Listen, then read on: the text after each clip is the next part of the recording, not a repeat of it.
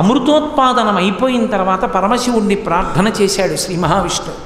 చేస్తే పరమశివుడు ప్రత్యక్షమై బెంగ పెట్టుకోకు, కాంచీపురంలో నేను పరమశివస్వరూపంగా వెలిసి ఉన్నాను, అక్కడికి వచ్చి నువ్వు నన్ను ఆరాధన చెయ్యి, నన్ను పూజ చేస్తే నువ్వు మందర పర్వతంగా పడుకున్నటువంటి కారణం చేత అక్కడ తాబేటిగా పడుకున్నప్పుడు మందర పర్వతాన్ని తిప్పడం వల్ల కలిగినటువంటి ప్రాణి సమూహానికి కలిగిన ఇబ్బందిని వలన నీకు కలిగినటువంటి పాపం నుంచి ఉపశమనం కలుగుతుంది అంటే కచ్చపేశ్వర దేవాలయం అని ఇప్పటికీ కాంచీపురంలో ఉంది.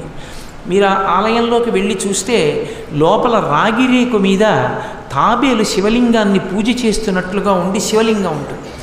అక్కడే తాబేటి రూపాన్ని విడిచిపెట్టిన తర్వాత మళ్ళీ తాబేటి రూపంతోనే క్షీరసాగర మథనం జరిగినప్పుడు ఏ తాబేటి రూపంలో పడుకున్నారో ఆ రూపంలోనే వచ్చి శివలింగాన్ని అర్చన చేశారు.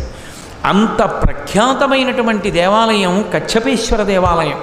శ్రీ మహావిష్ణువు యొక్క మనసుకి అంత ఖేదం కలిగినటువంటి అవతారం కూర్మావతారం.